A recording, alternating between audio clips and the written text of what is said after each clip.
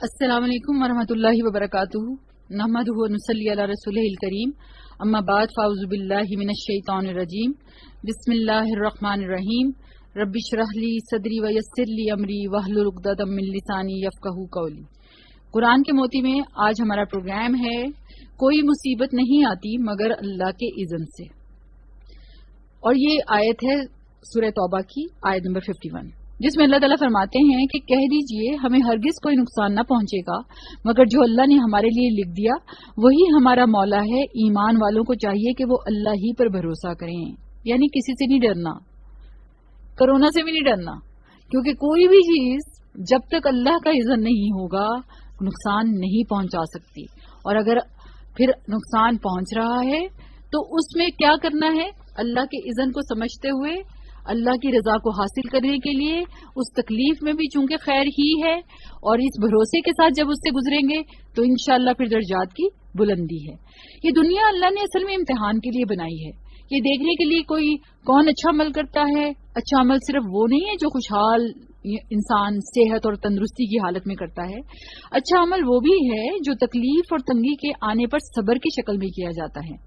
یعنی ہمیشہ one one باتیں نہیں ہوتی، ون ون سچویشنز نہیں ہوتی، کبھی کبھی ایسا بھی ہوتا ہے کہ بظاہر دنیا کا نقصان ہو رہا ہوتا ہے، لیکن چونکہ مومن کا رویہ اس وقت بھی اپنے رب کی رضا کی خاطر صبر والا ہوتا ہے تو مومن جیسے نعمت کے ملنے پر خوش ہوتا ہے، اللہ کا شکر کرتا ہے، اسی طرح تکلیف کے آنے پر اللہ سے ناراض نہیں ہوتا بلکہ کیا کرتا ہے؟ صبر کرتا ہے، کیونکہ وہ یہ جانتا ہے کہ دونوں ہی امتحان ہیں، اور اس کا اپنے رب کے ساتھ معاملہ، اس کا رب اپنے بندوں پر ظلم کرنے والا نہیں، اور یوں کبھی آسانی تکلیف کے ساتھ ہی آتی ہے، یعنی یہ اللہ کا ایک دنیا کا نظام بھی ہے۔ فَإِنَّ مَعَ الْعُسْرِ يُسْرًا إِنَّ مَعَ الْعُسْرِ يُسْرًا، بے شک یقیناً تنگی کے ساتھ آسانی ہے، بس بے شک تنگی کے ساتھ آسانی ہے۔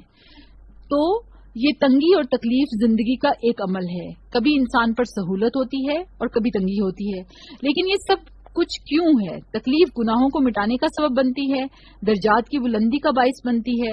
بندہ مومن جانتا ہے کہ اس مشکل وقت میں میرا رب مجھے کچھ سکھانا چاہتا ہے، میری اصلاح کرنا چاہتا ہے، اور یہ کہ یہ میری تقدیر کا حصہ بھی ہے اور اسی کا فیصلہ ہے، اور اس کا ہر فیصلہ خیر پر مبنی ہے، اس کے پیچھے کوئی نہ کوئی حکمت ہوتی ہے، مصلحت ہوتی ہے۔ اللہ کی حکمت اللہ کی علم پر مبنی ہے، لہٰذا اس نے جو بھی ہماری تقدیر میں لکھا ہے وہ ہمارے ہی حق میں ہے۔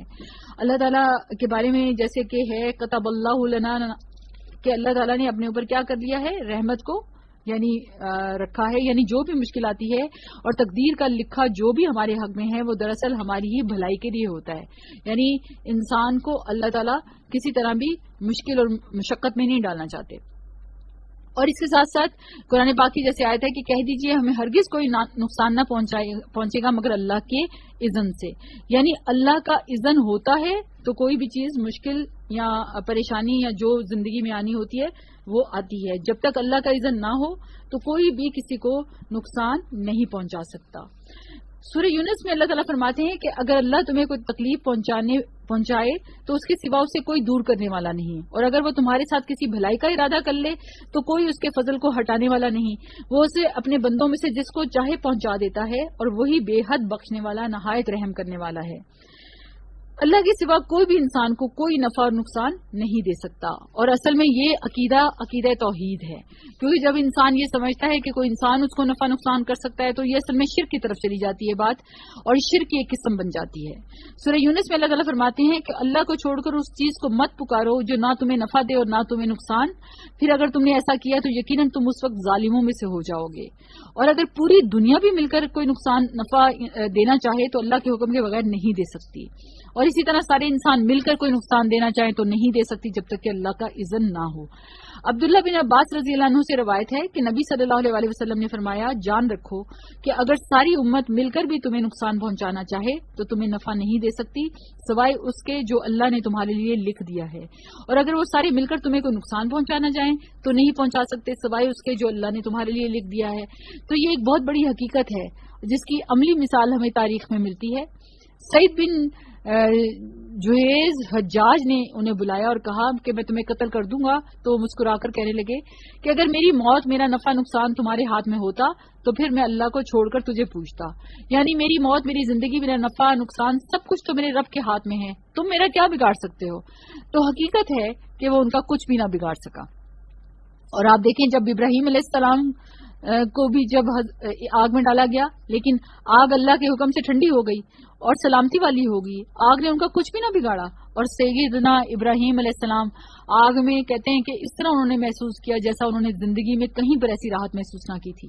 اور پھر اسی طرح خالد بن ولید جو کہ 100 کے قریب جنگوں میں شریک ہو چکے تھے، وہ کہتے تھے کہ میرے جسم پر ایک بالش بھر جگہ ایسی نہیں کہ جہاں کسی تیر، تلوار یا نیزے کا نشان نہ ہو۔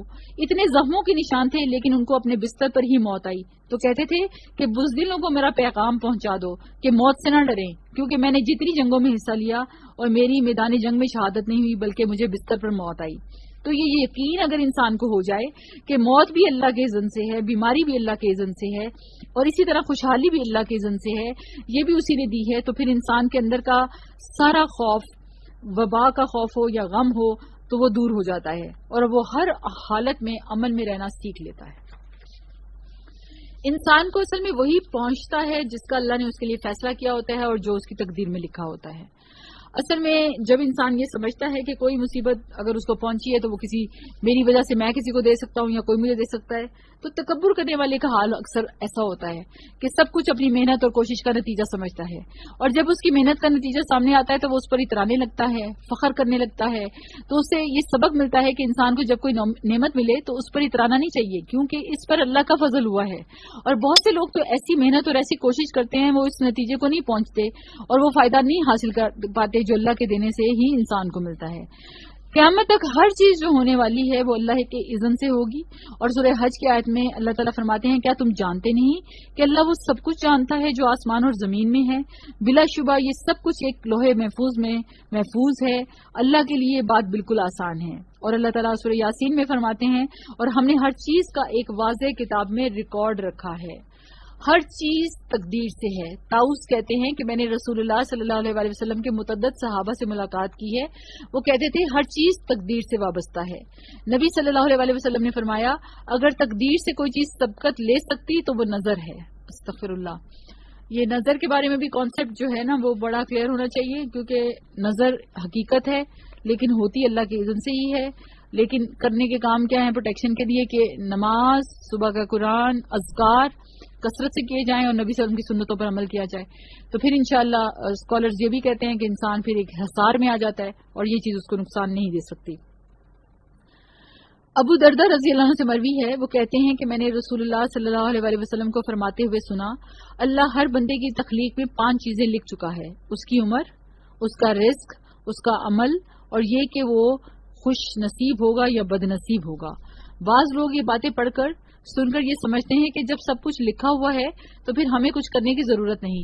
اس کا مطلب یہ نہیں ہے، اللہ کو یہ پتا تھا، یعنی تقدیر کیا ہے۔ علم اللہ سابق ہے، یعنی اللہ کے پاس علم سابق ہے کہ کسی کام کے ہونے سے پہلے ہی اللہ کو معلوم ہوتا ہے کہ یہ کیسے ہوگا۔ اور بعض اوقات کیا ہوتا ہے کہ اپنے تجربات اور محدود معلومات کی روشنی میں پہلے سے ہی ہم پیشین گوئی کرتے ہیں نا کہ یہ چیز ایسے ہو جائے گی۔ ہر چیز کے معاملے میں ہم ایک اندازہ کرتے ہیں، مگر ہمارے اندازے صحیح بھی ہوتے ہیں، غلط بھی ہو سکتے ہیں، لیکن اللہ جو اندازہ کرتے ہیں، اللہ کا علم جو ہے وہ قدیم ہے، وہ کسی بھی چیز کے بارے میں غلط نہیں، اس میں کوئی خطا نہیں۔ اور اگر اللہ کو یہ پتا نہ ہو، یعنی اللہ کو اول سے آخر تک جو کچھ ہونے والا ہے سب علم ہے، اور اگر اللہ کو پتا نہ ہو تو اس کا علم کامل ہی نہیں ہو سکتا۔ تو اللہ ہے، اللہ الہ ہے، یہ کیسے ہو سکتا ہے؟ یعنی یہ بالکل مطلب بنیادی چیز ہے کہ اس کو معلوم تھا کہ وہ کون سی چیز کیسے ہونے والی ہے، اور اللہ چونکہ ہر چیز کو جانتے ہیں اور اللہ کو ہر چیز کا علم ہے، اور اسی علم کی بنیاد پر ہماری تقدیر بھی ہے۔ اس سے پہلے کہ انسان کچھ کرے، بعض اوقات کرنا چاہے، یعنی اللہ کے علم میں ہوتا ہے کہ انسان کیا کرے گا۔ رسول اللہ صلی اللہ علیہ وسلم نے فرمایا بے شک اللہ نے آدم کو ایک مٹھی مٹی سے پیدا کیا جسے ساری زمین سے جمع کیا، بس بنی آدم زمین کی مٹی کے لحاظ سے ہیں، ان میں سے کوئی سرخ ہے، کوئی سفید، کوئی سیاہ ہے اور کوئی ان کے درمیان، کوئی نرم خو ہے تو کوئی سخت طبیعت، کوئی بری طبیعت کے مالک ہیں اور کوئی اچھی طبیعت کے۔ تو آزمائش کا آنا بھی اصل میں تقدیر میں ہے. حسن کہتے ہیں کہ بے شک اللہ نے مخلوقات کو پیدا کیا تو ان کے ساتھ ان کی تقدیر کو پیدا کیا، ان کی عمروں کو تقدیر کے مطابق تقسیم کیا، ان کے رزقوں کو تقدیر کے مطابق تقسیم کیا، اور آزمائش اور صحت اور تندرستی کو بھی تقدیر کے مطابق تقسیم کیا. بیماری بھی تقدیر میں ہے، اخلاق بھی اللہ کی تقسیم کیے ہوئے ہیں، عقل مندی اور بے وقوفی بھی تقدیر میں ہے. رسول اللہ صلی اللہ علیہ وسلم نے فرمایا ہر چیز تقدیر سے وابستہ ہے، یہاں تک کہ فہم و فراست اور بے بسی بھی، یعنی یہ بھی اللہ کی تقدیر میں ہے. اللہ کو پتا ہے کہ کون انسان جو ہے وہ بے وقوفوں کی طرح کرے گا اور کون جو ہے عقل مندوں کی طرح ڈیل کرے گا. اور اسی طرح سے اولاد کا نہ ملنا یا اولاد کا ملنا یہ بھی تقدیر میں ہے. موت کا وقت اور جگہ اور مقرر ہونا یہ بھی تقدیر میں ہے. تقدیر میں جو کچھ لکھا ہے اس میں نہ اضافہ ہو سکتا ہے نہ کمی ہو سکتی ہے. ہاں، احتیاط کرنا توکل کے منافی نہیں ہے، کیونکہ اللہ نے انسان کو ارادہ اور اختیار دیا ہے، اور یہ بھی تقدیر کا حصہ ہے کہ اس کو جیسے باقی رزق ملتے ہیں تو یہ بھی رزق ملا ہے. تو پھر اللہ کو پہلے سے ہی پتا تھا کہ یہ اپنے ارادے اور اختیار کو کس طرح استعمال کرے گا. اور پھر بعض اوقات ہم سوچتے ہیں کہ پھر اگر سب کچھ لکھا ہوا ہے تو ہمیں کوئی اختیار کرنے کی ضرورت نہیں. یہ بات نہیں ہے. یعنی ہم نے تو اپنی ان SOPs اور دنیا کے کاموں کو کرنا ہی ہے نا، اور اس کے لیے معروف میں سنت رسول کو بھی اپنانا ہے. تو مطرف بن عبداللہ کہتے ہیں کہ کسی کو ایسا نہیں ہونا چاہیے کہ وہ اونچے پہاڑ پر چڑھ کر خود کو اس سے نیچے گرا لے اور کہے یہ میرے رب نے میری تقدیر میں لکھا تھا، بلکہ اسے احتیاط اور کوشش کرنی ہے اور بچاؤ بھی کرنا ہے. پھر اگر اسے کوئی تکلیف پہنچے اور وہ یقین رکھے کہ یقیناً اسے کوئی مصیبت نہیں پہنچ سکتی جب تک اللہ نہ چاہے. اصل میں یہی انسان کا امتحان ہے. رسول اللہ صلی اللہ علیہ وسلم نے فرمایا کوئی بندہ اس وقت تک مومن نہیں ہو سکتا جب تک 4 چیزوں پر ایمان نہ لائے. اس بات کی گواہی دے کہ اللہ کے سوا کوئی عبادت کے لائق نہیں، اور بے شک میں محمد اللہ کا رسول ہوں اور اس نے مجھے حق کے ساتھ بھیجا ہے. موت پر ایمان لائے، موت کے بعد دوبارہ زندہ ہونے پر، اور تقدیر پر ایمان لائے. پہلی بات تو یہ ہے کہ گواہی دینی ہے کہ اللہ کے سوا کوئی عبادت کے لائق نہیں اور محمد رسول اللہ اللہ کے رسول ہیں. موت پر بھی ایمان ہونا چاہیے اور موت کے بعد دوبارہ زندگی پر بھی ایمان ہونا چاہیے. اور اس کے ساتھ ساتھ اس نے مجھے حق کے ساتھ بھیجا اور تقدیر پر ایمان لانا بھی انتہائی ضروری ہے. ایمان کی اصل حقیقت کیا ہے کہ نبی صلی اللہ علیہ وسلم نے فرمایا ہر چیز کی ایک حقیقت ہوتی ہے، اور کوئی شخص اس وقت تک ایمان کی حقیقت کو نہیں پہنچ سکتا جب تک اسے یہ یقین نہ ہو جائے کہ اسے جو چیز پہنچی ہے وہ اس سے خطا نہیں ہو سکتی، اور جو چیز خطا ہو گئی ہے وہ اسے پہنچ نہیں سکتی. یعنی جب تک اسے یہ یقین نہ ہو جائے کہ جو چیز پہنچی ہے وہ اس سے خطا نہیں ہو سکتی اور جو خطا ہو گئی وہ اسے پہنچ نہیں سکتی. لہٰذا ہمیں اس بات کا یقین ہونا چاہیے کہ جب یہ یقین ہو جاتا ہے تو انسان پہ جب بھی کوئی تکلیف آتی ہے تو وہ سہنا آسان ہو جاتی ہے، کیونکہ اس کو یہ پتا ہوتا ہے کہ میرے رب کی طرف سے انسان کے لیے خیر ہے. اور اللہ کی معرفت کی وجہ سے اس کا یہ عقیدہ اتنا مضبوط ہوتا ہے کہ وہ کسی پریشانی کے وقت بھی یہ نہیں سوچتا اور نیگیٹو نہیں ہوتا، بلکہ وہ اللہ پہ بھروسہ کرتا ہے. ابو امامہ رضی اللہ عنہ سے روایت ہے کہ رسول اللہ صلی اللہ علیہ وسلم نے فرمایا 3 لوگوں سے اللہ نہ کوئی فرض قبول کرے گا نہ نفل. ایک، والدین کا نافرمان، استغفر اللہ. اور والدین کی نافرمانی کو ہر لیول پہ سوچنے کی ضرورت ہے، استغفر اللہ. پھر احسان جتانے والا، یعنی کہ کوئی خیر کر دیا نا تو اس کو اتنا بتانا. اور اس میں نا کئی دفعہ اللہ مجھے معاف فرمائے یہ جیسے سیلف پروجیکشن کرنے کی ہمیں عادت ہو جاتی ہے نا کہ میں نے یہ کیا میں نے یہ کیا. نہیں کرنا چاہیے. یہ بھی ایک طرح سے احسان جتانے میں، اگر کوئی خیر کے کام اللہ آپ سے کرا دے تو یہ اس کا فضل ہے نا، اس کو کیا بتانا بار بار. تو یہ چیزیں بھی جو ہے نا احسان جتانے میں آ جاتی ہیں. اور تقدیر کو جھٹلانے والا، یعنی اللہ ان سے کوئی چیز قبول نہیں کرے گا.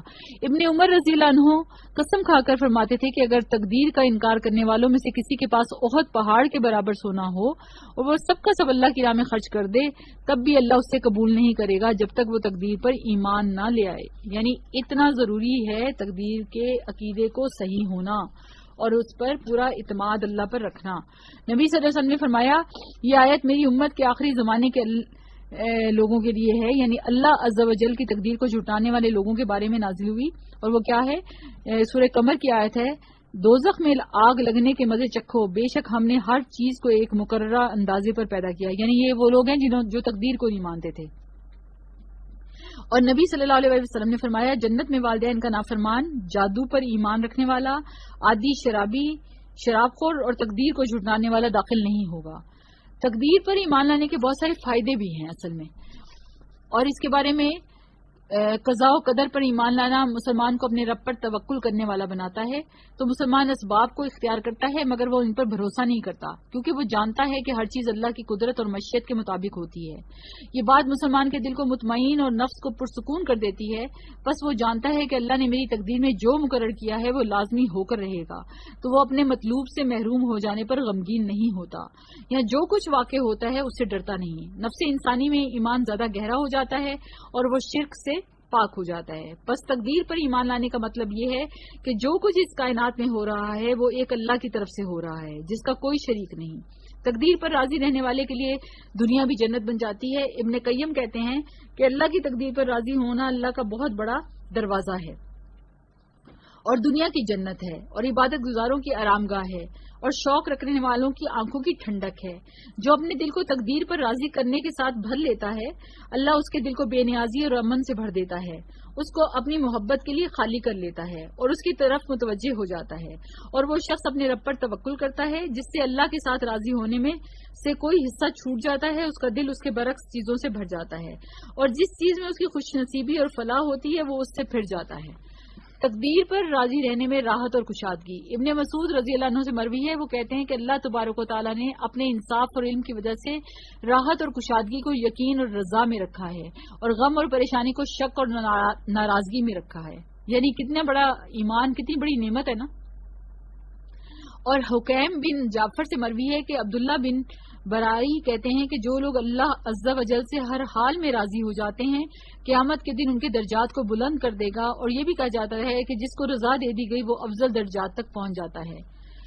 اور اصل میں تقدیر پر ایمان رکھنے کے لیے جو قاعدے ہیں ان میں پہلا قاعدہ یہ ہے کہ اس بات پر ایمان لایا جائے کہ اللہ کا علم ہر چیز کو گھیرے ہوئے ہے. اللہ کا علم ہر چیز کو شامل ہے. اللہ غائب اور موجود، ظاہر اور حاضر سب کو جانتا ہے. اللہ سبحانہ و تعالیٰ پر کوئی چیز چھپی نہیں ہوئی ہے. اور سینوں میں جو وسوسے آتے ہیں اللہ اس کو بھی جانتا ہے. اور وہ جانتا ہے کہ جو کچھ ہو چکا ہے، وہ یہ بھی جانتا ہے کہ جو کچھ ہونے والا ہے، اور یہ کہ اس کائنات میں جو کچھ واقع ہوگا وہ اللہ سبحانہ و تعالیٰ کے علم سے ہوگا. کائنات میں واقع ہونے والا ہر خیر اور شر اللہ کے ارادے اور مشیت سے ہوتا ہے. تقدیر میں لکھا اللہ کا ہر فیصلہ حکمت اور مصلحت پر مبنی ہوتا ہے. بظاہر نظر آنے والے شر میں بھی خیر ہوتی ہے اور شر کے فیصلے میں بھی خیر چھپی ہوتی ہے. اور یہ ممکن ہے کہ جس چیز کو تم ناپسند کرو وہ تمہارے لیے اچھی ہو، یہ قرآن میں آتا ہے، آپ کو پتا ہے. اور یہ بھی ممکن ہے جس چیز کو تم پسند کرتے ہو وہ تمہارے لیے بری ہو. اصل بات یہ ہے کہ اللہ ہی بہتر جانتا ہے. اس طرح بعض اوقات چھوٹی تکلیف آ جاتی ہے نا تو بڑی تکلیف کے روکنے کا باعث بن جاتی ہے. اس لیے جزا اور فضا سے بچنے کی کوشش کرنی چاہیے اور اللہ کے ساتھ صبر کا رویہ کرنا چاہیے. اللہ اصل میں جو چاہتا ہے وہ کرتا ہے کیونکہ وہی اصل مالک ہے. اور اللہ جو کرتا ہے اس سے پوچھا نہیں جا سکتا لیکن لوگوں سے سوال کیا جائے گا کیونکہ وہ مالک ہے. لیکن ہمارا مالک وہ ہے جو ظلم نہیں کرتا. اللہ کو ظلم پسند نہیں ہے اور اللہ کسی پر ظلم نہیں کرتا. اس لیے اپنے عقیدے کو درست کرنے کی ضرورت ہے. ہمارے والدین سے بڑھ کر ہم سے محبت کرتا ہے اور رحم فرمانے والا ہے اور رحم ہمیں اللہ سے مانگنا چاہیے. اللہ کے ناموں کے علاوہ ہر چیز مخلوق ہے. اللہ خالق کل شیء، کچھ بھی کہہ دیجیے اللہ ہر چیز کو پیدا کرنے والا ہے اور اس نے ہر چیز کو پیدا کیا، پھر اس کا اندازہ مقرر کیا اور پورے اندازے کے ساتھ بنایا. واللہ خلقکم وما تعملون، حالانکہ اللہ ہی نے تمہیں پیدا کیا اور اسے بھی جو تم کرتے ہو. ہمارے کام اللہ کی مخلوق ہیں. انسان اگر یہ جان لے تو پھر اس کو یہ سمجھ آ جاتی ہے کہ اس کا جو دشمن ہے وہ کمزور ہے اور اس کا ہیلا کم ہے، اور یہ کہ وہ بھی اللہ کی مخلوق ہے. خالق صرف اللہ ہے. اللہ نے دنیا کے لیے قاعدہ بنایا کہ یہاں حالات بدلتے رہیں گے. نہ رات ہمیشہ کے لیے ہے نہ دن ہمیشہ کے لیے. یہ تو اللہ کا ایک نظام ہے کہ یہ تو دن آتے جاتے رہیں گے. ہم انہیں لوگوں کے درمیان باری باری بدلتے ہیں. اللہ کی تقدیر مومن اور کافر اور نیک اور بد ہر ایک کے لیے جاری ہے. سب کے لیے تبدیلی آتی ہے. تقدیر کے فیصلوں پر صبر کرنا، وَاسْتَعِینُوا بِالصَّبْرِ وَالصَّلَاةِ، اور مشکلیں آ جائیں تو ان پہ صبر کرنا. اور اس کے بارے میں بھی جو تکلیف پہنچے اگر انسان اس میں غور کرے تو کئی فائدے بھی ہوتے ہیں. گھروں میں رہنے کے فائدے بھی ہیں. گھر والوں کو وقت دینے کا موقع مل جاتا ہے. نمازوں میں یکسوئی آ جاتی ہے. دور کے رشتہ داروں کے بارے میں سوچنے کا موقع مل جاتا ہے. ان کی صلہ رحمی کرنے کا موقع مل جاتا ہے. اور اس کے علاوہ بہت سارے فائدے انسان کو نصیب ہو جاتے ہیں اگر اس کو کسی وقت آئسولیشن میں رہنا بھی پڑے. تو اپنے سے زیادہ مصیبت میں مبتلا شخص کو دیکھنے سے بھی صبر آتا ہے. بے صبری کا مظاہرہ کبھی نہ کریں. گھبراہٹ سے واویلا کرنے سے مصیبت نہیں ٹلتی. صبر اور ثواب سے محروم نہیں ہونا. جب کوئی مشکل آ جائے تو انا للہ و انا الیہ راجعون پڑھنا ہے اور اللہ سے امید رکھنی ہے. اللہم اجرنی فی مصیبتی واخلف لی خیرا منہا. اور یہ دعائیں بہت فائدہ دیتی ہیں. یہ جان لیں کہ بے صبری دشمن کو خوش کرے گی اور دوست کو ناراض کرے گی، رب کو ناراض کرے گی اور شیطان کو خوش کرے گی اور اجر کو ضائع کرے گی. اس لیے بے صبرے پن سے بچنا ہے. اپنے اندر ہی چپ کے رب کو پکارتے رہیں، اللہ کا ذکر کرتے رہیں، اللہ سے دعائیں کرتے رہیں، اللہ کی محبت میں اضافہ کرتے رہیں.